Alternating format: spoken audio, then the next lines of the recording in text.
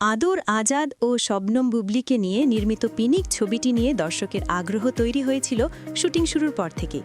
2024 সালের শেষ দিকে যখন ছবির কাজ শুরু হয় তখনই নির্মাতা প্রযোজকদের পক্ষ থেকে জানানো হয়েছিল ছবিটি এই বছরের রোজার ঈদে মুক্তি পাবে।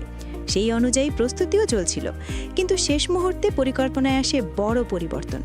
রোজার ঈদ না হলে কোরবানির ঈদ, সেটিও সম্ভব না হলে দুর্গাপূজা, নানা সময় বিবেচনায় নেওয়া হলেও কোনোটিতেই শেষ পর্যন্ত পৌঁছাতে পারেনি পিনিক। অবশেষে সব জল্পনা কল্পনার অবসান ঘটিয়ে নির্মাতা জাহিদ জুয়েল জানিয়েছেন আগামী বছরের রোজার ঈদে মুক্তি পাবে পিনিক।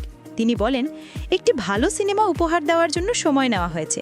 আমরা চাইছিলাম প্রতিটি ফ্রেমই যেন সঠিকভাবে ফুটে উঠুক, তাই তাড়াহুড়া করিনি। আশা করছি আগামী রোজার ঈদে দর্শকরা পিনিক উপভোগ করতে পারবেন। সিনেমাটি প্রযোজনা করেছে ইউরো বাংলা এন্টারটেইনমেন্ট। সহ প্রযোজক শিমুল খানও ছবিটিতে অভিনয় করেছেন। তিনি জানান, পুরো ছবির কাজ অনেক আগেই শেষ হয়েছিল, শুধু একটি গানের শুটিং অসম্পূর্ণ থাকায় মুক্তিতে বিলম্ব হয়। শিমুল খান বলেন, গানের শুটিংয়ের জন্য আমরা অপেক্ষা করছিলাম।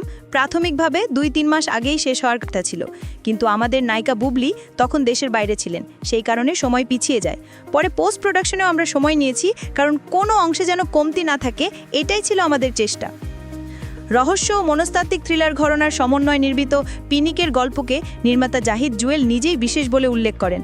তার ভাষায়, আমাদের দেশে বিভিন্ন ঘরানার ছবি হচ্ছে, অ্যাকশন, থ্রিলার, হরর, রোম্যান্স, কিন্তু পিনিকে আমরা সব ঘরানার স্বাদ একসঙ্গে আনতে চেয়েছি। ছবিটি দেখতে বসলে দর্শক কখনো রহস্যে ডুবে যাবে, কখনো থ্রিল অনুভব করবে, আবার কোথাও আবেগেরও ছোঁয়া পাবে। পুরো গল্পটাই খুব শক্তিশালী, যা দর্শককে শেষ পর্যন্ত ধরে রাখবে। আদর আজাদ ও শবনম বুবলির পাশাপাশি আরও আছেন আলী রাজ, ফজলুর রহমান বাবু, আজাদ আবুল কালাম, মোমেনা চৌধুরী, মাসুম বাশার, সমু চৌধুরী, শরীফ সিরাজ সহ দক্ষ অভিনয় শিল্পীরা। প্রযোজনা প্রতিষ্ঠানের একটি সূত্র জানায়, ছবিটির প্রচালনা শুরু হবে খুব শীঘ্রই।